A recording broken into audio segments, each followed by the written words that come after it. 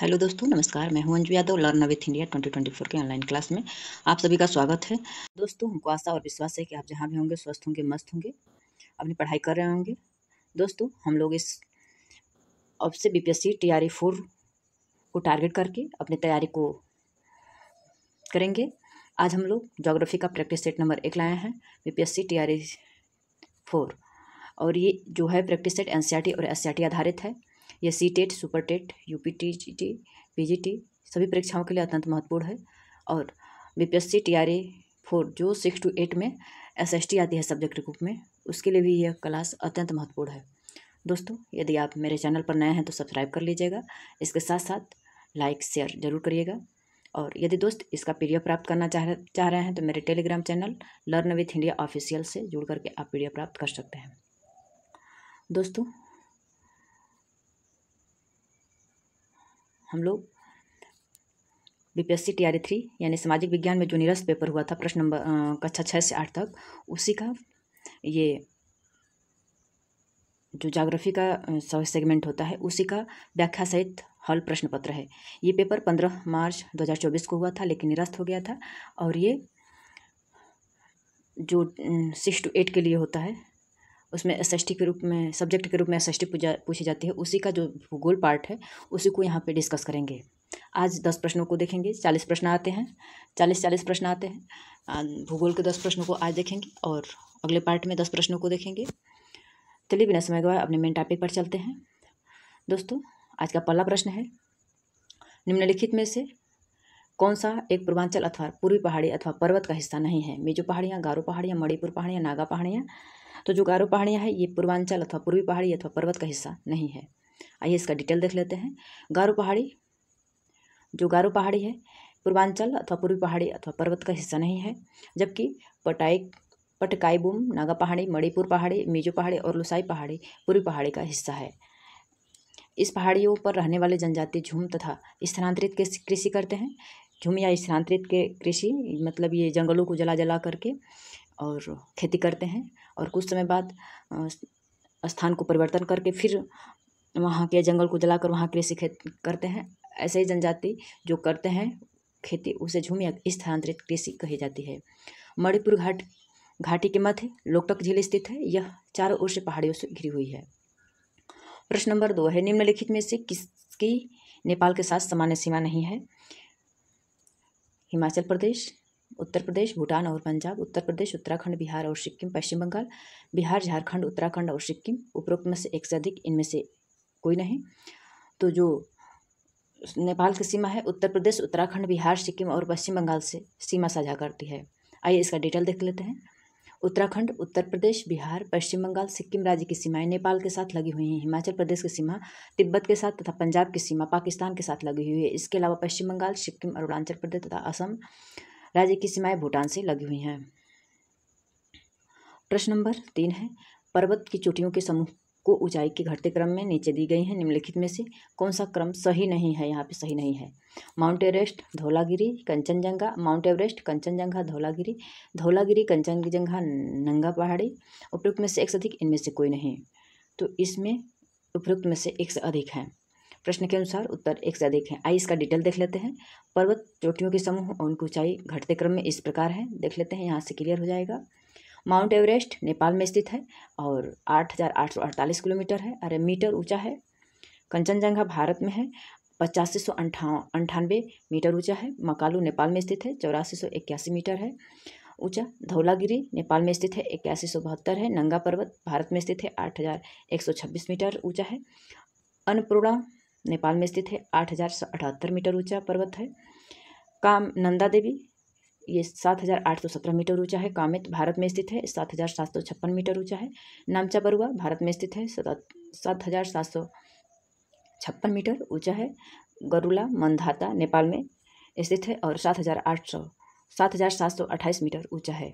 इस प्रकार सबसे ऊंचा माउंट एवरेस्ट है जो नेपाल में स्थित है। भारत में ऊंची सबसे चोटी कंचनजंगा है, उसके बाद मकालू, धौलागिरी, नंगा पर्वत, ये मतलब बढ़ते क्रम में सबसे ऊंचा एवरेस्ट है, उसके बाद कंचनजंगा है, उसके बाद मकालू है, उसके बाद धौलागिरी है, उसके बाद नंगा पर्वत है, अन्नपूर्णा है, नंदा देवी है, कामेत है, नमचा बरुआ है और गरुला मंधाता है।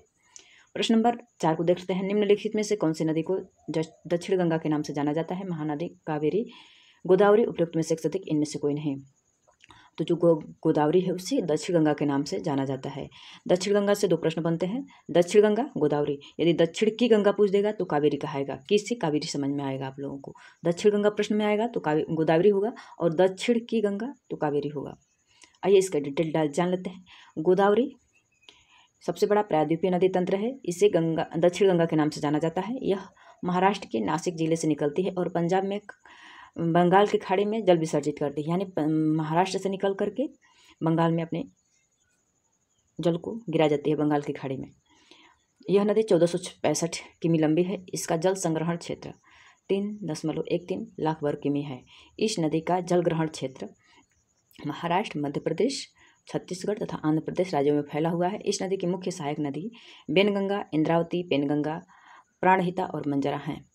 सहायक नदियों से भी प्रश्न बन जाते हैं, और ये भी पूछ सकता है कि गोदावरी नदी का संग्रहण क्षेत्र कितना है और किस किस राज्यों से होकर बहती है। तो ये डिटेल देख लेंगे तो आप लोगों को समझ में आ जाएगा। नंबर 5 है, निम्नलिखित में से कौन सी विशेषता मैंग्रोव वनों से संबंधित है? लंबे घने वृक्ष, पौधों की जड़ें अंदर डूबी हुई, दलदल, कीचड़ और खरा तटीय जल, आदर्श आवास, उपयुक्त में से एक से अधिक, इनमें से कोई नहीं। तो इसका जो मैंग्रोव वनों से संबंधित विशेषता है वो ऑप्शन नंबर डी होता है। आइए इसका डिटेल जानते हैं कि मैंग्रोव वन की विशेषताएं क्या क्या होती है। मैंग्रोव जो वन होते हैं तटवर्ती क्षेत्र में जहाँ ज्वार भाटा आते हैं, सबसे महत्वपूर्ण वनस्पति होती है। जो जहाँ पर ज्वार भाटा आते हैं वहाँ की सबसे महत्वपूर्ण वनस्पति कौन सी है? Mangrove one. Mangrove one Kutch, ज्वारी संकरी, खड़ी, पंख मैदान और ज्वारनद मुख के तटीय क्षेत्रों में उगते हैं। इनमें बहुत से लवण से प्रभावित न होने वाले पेड़ पौधे होते हैं। घने मैंग्रोव वनों को पौधों की जड़ें पानी में डूबी रहते हैं। गंगा, ब्रह्मपुत्र, महानदी, गोदावरी, कृष्णा और कावेरी नदियों के डेल्टाई भाग में सुंदर वृक्ष पाए जाते हैं, जिसे मैंग्रोव वन कहा जाता है। प्रश्न नंबर 6 है, निम्नलिखित में से कौन सा भारत में बाघों का आरक्षित क्षेत्र नहीं है? प्रश्न है कौन सा आरक्षित क्षेत्र नहीं है? मध्य प्रदेश में बांधवगढ़ राष्ट्रीय उद्यान, उत्तराखंड में कार्बेट राष्ट्रीय उद्यान, पश्चिम बंगाल में सुंदरी वन राष्ट्रीय उद्यान, उपयुक्त में से एक से अधिक, इनमें से कोई नहीं। तो यहाँ पे पूछा है बाघों के लिए आरक्षित क्षेत्र कौन सा नहीं है, तो इसका ऑप्शन नंबर ई होगा, क्योंकि पश्चिम बंगाल में सुंदरीवन राष्ट्रीय उद्यान, उत्तराखंड में कार्बेट राष्ट्रीय उद्यान और मध्य प्रदेश में बांधवगढ़ राष्ट्रीय उद्यान भारत में बाघों का आरक्षित क्षेत्र हैं, इसलिए ऑप्शन नंबर ई सही होगा। प्रश्न नंबर 7 है, निम्नलिखित में से किस नदी को बिहार का शोक कहा जाता है? गंडक, गंगा, कोसी, उपयुक्त में से एक अधिक, इनमें से कोई नहीं।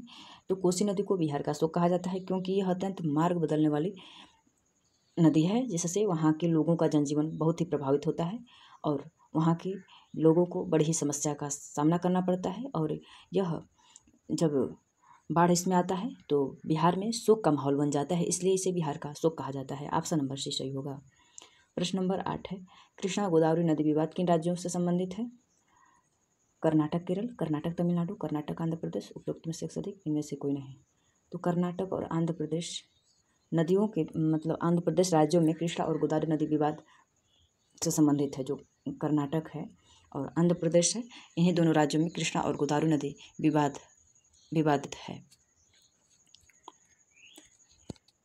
कृष्णा गोदावरी नदी विवाद की शुरुआत महाराष्ट्र सरकार द्वारा कोयना नदी पर जल विद्युत परियोजना के लिए बांध बनाकर जल की दिशा में परिवर्तित कर कर्नाटक और आंध्र प्रदेश सरकारों द्वारा आपत्ति जताए जाने से हुई है, और इनसे इन राज्यों में पड़ने वाले केवल निचले हिस्से में जल प्रवाह कम हो जाएगा, जबकि कृषि और उद्योग पर विपरीत प्रभाव पड़ेगा। प्रश्न नंबर 9 है, निम्नलिखित में से कौन सी क्रांति भारत में विनोबा भावे द्वारा शुरू की गए भूदान ग्राम आंदोलन से संबंधित है? हरित क्रांति, रक्तहीन क्रांति, पंचायती राज आंदोलन, उपयुक्त में से एक अधिक, इनमें से कोई नहीं।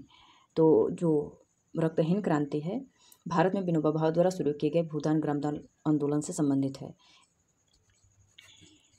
आइए देख लेते हैं इसका डिटेल। श्री रामचंद्र रेड्डी द्वारा 80 भूमिहीन ग्रामीणों को 80 एकड़ भूमि बांटने की पेशकश की गई, जिसे भूदान के नाम से जाना गया। बाद में विनोबा भावे ने यात्राएं की और अपना विचार पूरे भारत में फैलाया। कुछ जमींदारों ने, जो अनेक गांवों के मालिक थे, भूमिहीनों को पूरा गांव देने की पेशकश की, जिसे ग्रामदान कहा गया। विनोबा भावे द्वारा शुरू किया गया भूदान ग्रामदान आंदोलन को रक्तहीन क्रांति के नाम से भी जाना जाता है। प्रश्न नंबर 10 है, बिहार में निम्नलिखित में से कौन सा राज्य जिला अवरक भंडार उत्पादन के लिए जाना जाता है? भागलपुर, जमुई, गया, उपयुक्त में से एक से अधिक, उनमें से कोई नहीं। तो इसका ऑप्शन नंबर डी होगा, एक से अधिक। अब्रक एक ऐसा खनिज है जो प्लेट और पत्थर के रूप में पाया जाता है। इसका चादरों में विपाटन आसानी से हो सकता है। बिहार में नवादा, जमुई, मुंगेर और भागलपुर तथा गया प्रमुख अब्रक उत्पादक जिले हैं, जबकि नवादा और जमुई जिलों में अब्रक के प्रमुख भंडार पाए जाते हैं। दोस्तों, आज के लिए इतना ही, और इसका दूसरा पार्ट देखने के लिए कमेंट जरूर करिएगा। दोस्तों, पूरा वीडियो देखने के लिए धन्यवाद। यदि कोई दोस्त कमी या गलती हो जाए तो उसे सुझाव देने का कष्ट जरूर करिएगा। और यदि आप सेशन को लाइक नहीं किए हैं तो लाइक कर दीजिएगा, सब्सक्राइब नहीं किए हैं तो सब्सक्राइब कर लीजिएगा और कमेंट जरूर करिएगा। जय हिंद, जय भारत।